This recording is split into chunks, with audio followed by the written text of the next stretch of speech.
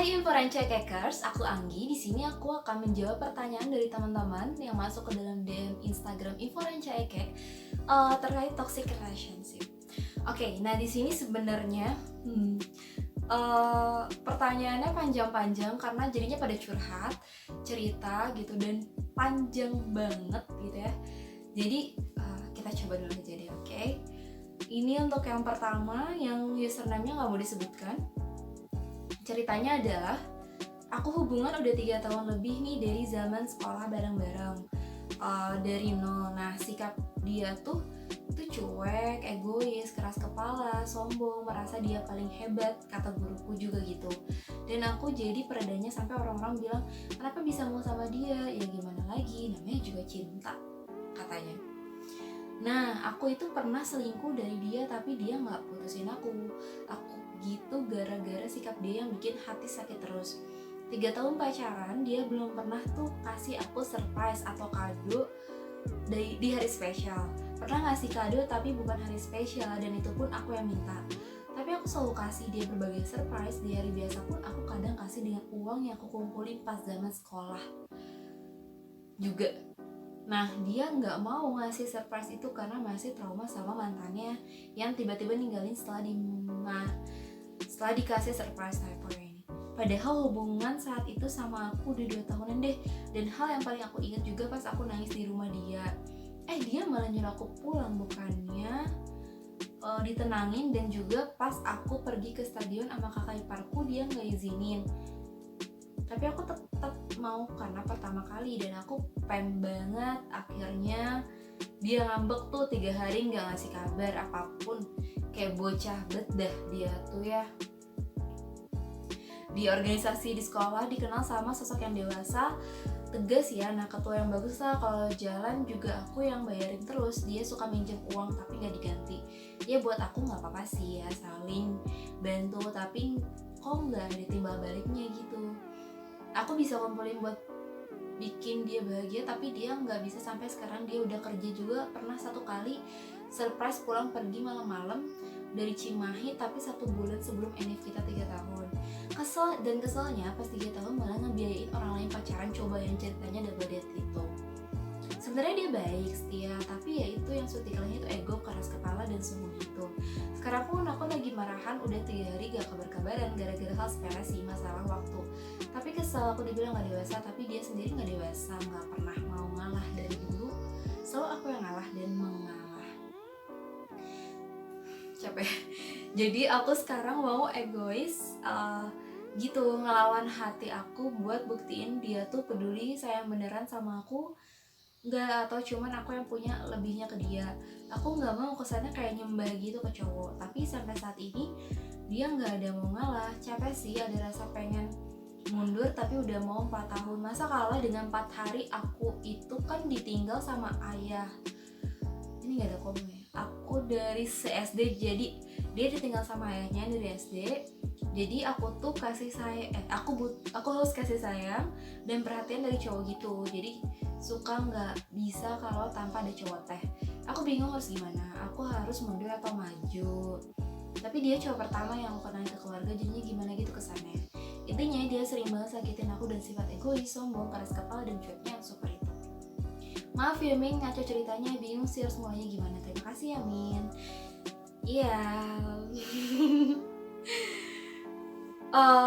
Ini tuh ceritanya panjang, terus dia nggak ada titiknya. Ada sih 1-2 paling, jadi koma bahkan banyak juga yang nggak ada tanda bacanya.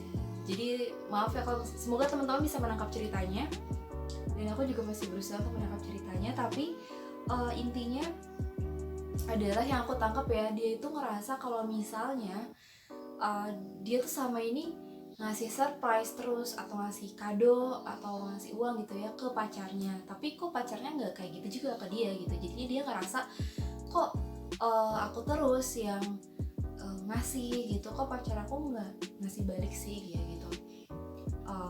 Dan dia di sini ngerasa kesel sama pacarnya yang egois, sombong, keras kepala dan cueknya yang super katanya. Terus nanya jadinya lebih baik mundur atau maju. Oke, yang pertama, Yang pertama itu dalam hubungan ada yang namanya love language, bahasa cinta gitu. Jadi setiap orang itu bisa jadi punya cara atau gaya dalam menunjukkan kasih sayang yang berbeda-beda gitu. Kayak misalnya kalau dalam cerita ini aku nangkepnya cewek ini yang curhat ini, dia emang bahasa cintanya adalah dengan memberikan surprise, memberikan hadiah gitu. Jadi bagi cewek ini mungkin dia akan merasa bahwa dia mencintai atau menyayangi seseorang ketika dia memberikan surprise, ketika dia memberikan kado, dia memberikan uang kepada orang itu gitu. Nah, tapi mungkin kenapa cowoknya kok nggak balik kayak gitu ya? Mungkin karena cowoknya punya bahasa cinta yang beda gitu. Mungkin bahasa cinta itu ada macam-macam ya. Ada tadi bisa dengan gift atau surprise, bisa juga dengan service, ngasih bantuan gitu ya. Bisa juga dengan quality time. Jadi kayak ngeluangin waktu bareng gitu. Dan bisa juga dengan physical touch gitu. Jadi dia dipeluk, dipegang gitu tangannya gitu. Itu beda-beda, setiap orang beda-beda. Nah mungkin ini kebetulan ya cowoknya juga punya beda bahasa cintanya, tapi kita nggak tahu ya dari ceritanya apa kira-kira bahasa cinta cowoknya. Jadi bagi kamu yang bertanya ini mungkin bisa telusuri lagi atau bisa nanya ke cowoknya, sebenarnya kalau menurut kamu atau bagi kamu apa sih biasanya yang kamu lakuin, misalnya nanya ke cowoknya, apa sih biasanya yang kamu lakuin untuk nunjukin kalau kamu tuh sayang sama orang, kalau kamu tuh cinta sama dia gitu. Jadi mungkin bisa jadi selama ini ada cowoknya lakukan yang menurut cowoknya itu adalah cara dia mencintai atau menyayangi kamu gitu ya. Oh ini ya langsung ke kamu ya. Jadi untuk yang nanya, bisa jadi selama ini tuh sebenarnya ada yang pacar kamu lakukan, dan bagi pacar kamu itu adalah cara dia untuk mencintai kamu, menyayangi kamu, tapi kamu nggak menangkap itu gitu. Bisa jadi ya. Jadi yang pertama coba cari tahu dulu bahasa cinta pasangan kita kalau dari cerita ini. Yang kedua adalah tadi kan pertanyaannya maju atau mundur. Terus karena dia egois, sombong, keras kepala, cueknya dan lain-lain. Oke, nah kita perlu pahami kalau misalnya setiap orang tuh nggak sempurna. Kayaknya ini klasik ya, dan mesti semua orang tahu itu gitu. Begitupun dengan pasangan kita gitu, pacar, suami atau apalah. Mereka nggak sempurna, kita pun nggak sempurna gitu kan. Nah ini itu bukan sekedar pernyataan. Jadi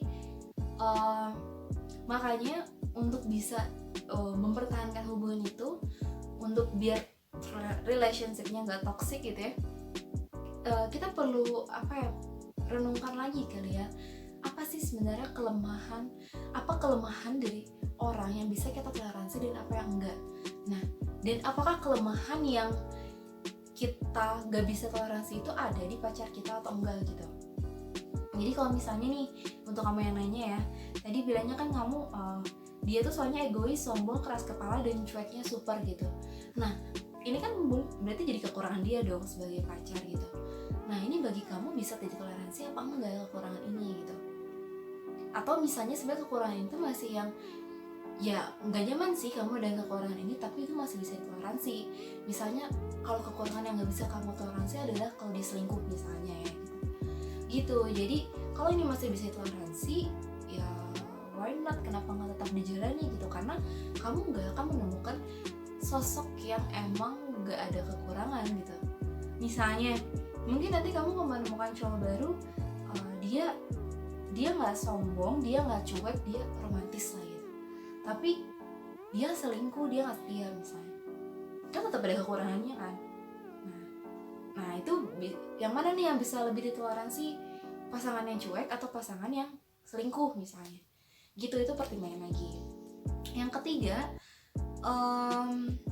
maju mundur itu tergantung. Jadi kalau tadi kan dari kekurangan kelebihan, nah sekarang secara keseluruhan dari hubungan ini sendiri, emang kelebihannya apa kalau maju, nah kekurangannya apa kalau tetap maju gitu.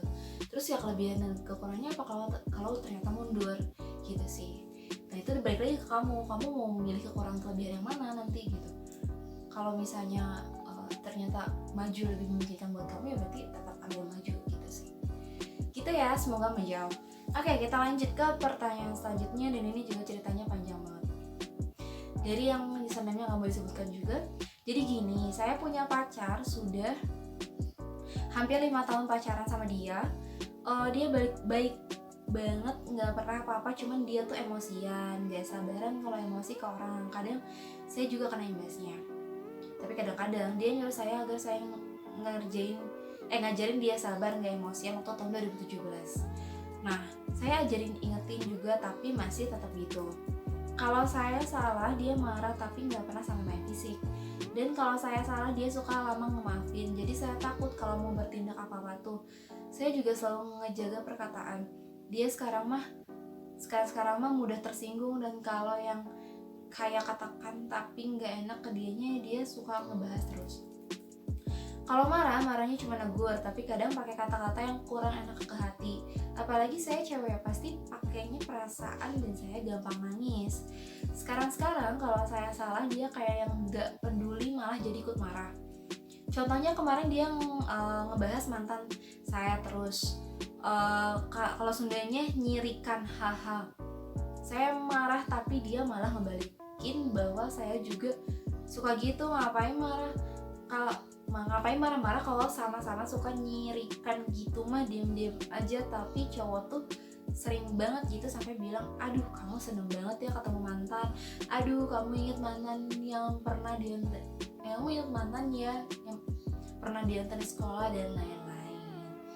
Kalau aku bilangnya cuma cie dan mantan kamu, nggak pernah memperpanjang tentang mantan. Kalau dia sering bilang, bahkan nggak berhenti kalau saya belum marah atau enggak saya stopin mah. Sudah bisa nih. Kalau kata aku sama dia lebih seringan dia, bahkan dia mah berlebihan ngomongnya. Tapi kalau kata saya yang salah, nanggepinnya bilang aja. Saya juga pernah bilang jangan gitu terus, mantan terus ada saatnya aku marah. Dulu sempet aku marah karena hal itu, tapi masih tetap terus gitu. Kemarin juga aku marah lagi, dianya juga marah. Tapi kalau aku kayak yang biasa aja, dia ngira aku tuh senang, jadi aku bingung. Kalau ketemu kadang-kadang dia nggak ikut marah, malah jadi ngebaikin. Saya itu sering dipinta putus karena saya salah terus. Salah saya itu misalnya kayak salah paham atau saya cemburu, tapi saya nggak mau putus. Terus saya buktiin gak akan begitu lagi, biar hubungan saya dan dia bertahan. Pokoknya kalau saya salah atau ada hal yang gak disukai sama dia, saya ubah. Sekarang dia tuh beda. Asalnya setia, tapi sekarang jadi gitu. Contohnya dia suka lihat cewek-cewek cantik terus di IG atau FB terus nge-love, haha. Biasanya gak pernah gitu. Saya takut banget kehilangan dia, padahal saya nggak tahu dia emang benar serius sama saya atau enggak. Niatnya ada etiket baik di tahun ini. Kami juga udah kenal sama orang tua, tapi dia mah kalau lagi emosi dia gitu, lupa sama komitmennya, terus kayak yang nggak peduli ke saya sekarang mah. Apa ini saya terlalu berlebihan atau gimana ya? Dia selalu bilang kalau saya ingin selalu menang dalam tiap perdebatan. Saya juga suka jadi deg-degan banget kalau dia marah di chat, bawaannya nggak tenang dan nangis. Saya nggak berani mutusin dia karena saya sayang ke dia. Kalau dia minta putus, saya selalu bertahanin, dan dia suka main blok nomor saya. Saya emang gak berani gitu sama dia. Oke, jadi berarti pertanyaannya ada di apa ini saya yang terlalu berlebihan atau gimana ya? Ini nggak ada pertanyaannya sih. Ini nggak ada pertanyaannya. Jadi lebih ke curhat ya. Oke. Apa ya, sebenarnya ini hampir sama yang tadi udah dibilangin ya di awal, dari yang pertanyaan pertama. Buat kamu yang nanya ini, coba deh renungkan lagi, kira-kira apa kelemahan dari pasangan kamu yang bisa kamu toleransi gitu. Nah, kalau misalnya emosian, kan kamu di sini ceritanya cowok kamu itu emosian gitu. Nah, emosian itu kamu bisa toleransi nggak? Itu kelemahannya bisa toleransi nggak? Dan kamu mikirnya udah, berarti di sini udah harus jauh ya, karena kan kamu mikirnya mau serius. Berarti kamu bayangin ketika kamu nikah nanti, emosiannya dia itu masih bisa toleransi nggak ya gitu, masih bisa kamu atasi nggak ya secara mental kamu gitu. Apakah kamu siap untuk menghadapi situasi-situasi yang seperti itu selama beberapa tahun ke depan gitu. Karena kalau pernikahan kan lama ya harapannya gitu. Nah itu pertimbangin lagi gitu. Terus tadi gimana tapi nggak mutusin karena sayang. Nah ini balik lagi sih ke kamu gitu. Jadi antara resikonya kan berarti ada pilihannya ada dua. Kalau misalnya mau lanjut berarti kamu harus siap untuk menghadapi dia yang emosian. Nah kalau misalnya kamu nggak lanjut berarti kamu harus siap untuk menghadapi rasa kehilangan yang kamu miliki gitu. Nah dari dua pilihan ini mana yang menurut kamu lebih membuat kamu gak nyaman, atau mana menurut kamu yang lebih membuat kamu nyaman gitu setidaknya, karena kedua-duanya pasti gak nyaman ya. Kalau misalnya ternyata yang membuat kamu lebih gak nyaman adalah emosian dia gitu, ya berarti kamu mungkin lebih baik memilih untuk yang menyudahi hubungannya gitu. Atau kalau misalnya ternyata yang lebih membuat kamu gak nyaman adalah rasa kehilangannya, ya berarti kamu harus mempersiapkan diri untuk bisa menghadapi dia ke depannya dengan bersifat emosinya itu. Dan tadi ya di sini sih saya ngeliatnya mungkin kamu ada harapan juga gitu ke dia untuk mungkin nanti dia berubah, dia kan mau belajar untuk mengatasi emosinya gitu. Nah tapi kita harus lihat juga apakah perubahan itu realistis atau enggak gitu. Karena nggak cukup dengan hanya mendengar dari pernyataan dia, ya aku mau belajar untuk biar nggak emosian gitu. Nah, tapi apa sih kira-kira yang bisa dia lakukan untuk biar nggak emosian? Seberapa besar peluang untuk dia bisa berubah? Kalau ternyata nggak realistis, kayaknya dia susah deh berubahnya sesusah itu. Oh berarti emang kita jangan berharap ke situ gitu. Tapi kalau realistis ya udah, berarti itu masih bisa diusahakan. Berarti pilihan yang tadi untuk kamu tetap melanjutkan dan mempersiapkan diri menghadapi dia yang emosian itu masih bisa diminimalisir gitu resikonya dengan menemani dia atau mengajak dia untuk belajar biar dia nggak emosian lagi gitu. Semoga membantu ya. Oke, yang terakhir, karena ini banyak jadi kita yang terakhir aja langsung ya. Yang terakhir adalah dari yang username-nya nggak sebutkan juga di sini, gimana cara mengatasi biar gak gampang terbawa emosi. Kalimatnya cuma itu doang sih. Oke, jadi ini nggak tahu ya konteksnya apakah di toxic relationship atau di secara umum. Tapi karena kita lagi ngomongin toxic relationship, jadi aku bahasnya di konteks hubungan aja ya. Cara mengatasi biar gak gampang terbawa emosi. Nah, sebelum kita bisa mengatasi biar kita nggak gampang emosi gitu ya dengan baik, kita harus tahu dulu nih sebenarnya apa yang biasanya membuat kita emosi. Ya emosi, dan di sini emosi itu gimana ya, kita perlu bedakan yang namanya emosi dengan marah atau kesal gitu, karena emosi itu banyak jenisnya, ada sedih, senang gitu ya, marah, kesal gitu. Jadi kalau di sini yang dimaksud dengan emosi itu apa? Kalau misalnya terbawa emosi adalah semua emosi, artinya berarti kita harus belajar untuk ketika ada masalah, ketika kita menghadapi suatu masalah, itu kita identifikasi gitu. Sebenarnya apa yang membuat masalah ini terjadi dan apa yang membuat kita nggak nyaman atas masalah ini gitu. Nah, cari dulu penyebabnya. Terus kalau misalnya kayak benar-benar udah tenggelam dalam emosi, entah itu kecewa atau sedih gitu ya, nah itu kita bisa kayak ambil jarak dulu dari masalah itu yang kita hadapi, terus kita relaksasi dulu gitu. Jadi kita benar-benar membuat diri kita tenang dulu. Kalau teman-teman mau praktekin bisa nih dicoba relaksasi sederhana. Jadi dengan cara tarik nafas 3 hitungan gitu ya, terus hold, ditahan 4 hitungan, dan dikeluarkan dalam mulut secara pelan-pelan itu 7 hitungan. Itu dilakukan secara berulang-ulang dalam keadaan mata tertutup dan benar-benar memfokuskan pikiran kita pada hitungannya dan pernafasan yang kita rasakan gitu. Jadi jangan mikirin yang lain. Nah, coba lakukan itu berulang-ulang ketika lagi kita ngerasa kebawa emosi banget nih, susah ngelolanya gitu. Nah, coba relaksasi dulu, mungkin sekitar 2 menit 3 menit.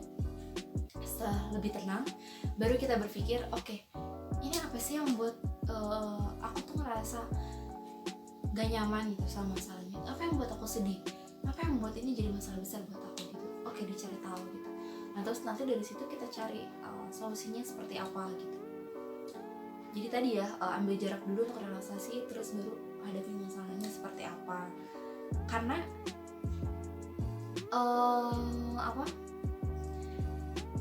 biasa ketika emosi dominan artinya kita kan nggak bisa berpikir jernih. Nah, untuk berpikir jernih kita harus coba menenangkan diri dulu. Jadi tadi langkah kita mengidentifikasi masalahnya untuk mencari solusinya. Oke deh, sekian untuk Q&A kali ini. Semoga bisa membantu teman-teman semua, dan semoga juga bisa membantu teman-teman yang merasa terwakilkan pertanyaannya dari 3 penanya tadi. Dan selamat menikmati waktunya di rumah, dan semoga teman-teman bisa terus menerapkan di rumah aja gitu ya, karena memang kita kondisinya lagi seperti ini. Jadi semangat terus, dan terus follow atau terus ikuti Info Rancadi. Bye.